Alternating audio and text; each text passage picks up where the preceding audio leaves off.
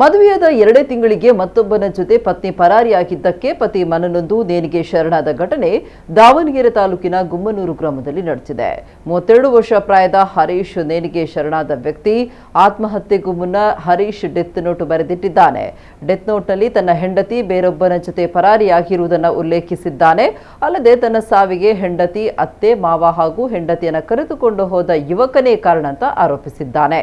ಪತ್ನಿ ಹರೀಶ್ ಮೇಲೆ ಇಲ್ಲಸಲ್ಲದ ಆರೋಪ ಮಾಡಿದ್ದು ಅಲ್ಲದೆ ಪ್ರಾಣ ಬೆದರಿಕೆ ಹಾಕಿದ್ಲು. ಇದರಿಂದ ಮನನೊಂದು ಆತ್ಮಹತ್ಯೆ ಮಾಡಿಕೊಳ್ಳುತ್ತಿದ್ದೇನೆ ಅಂತ ಡೆತ್ ನೋಟ್ನಲ್ಲಿ ಆತ ಬರೆದಿಟ್ಟಿದ್ದಾನೆ.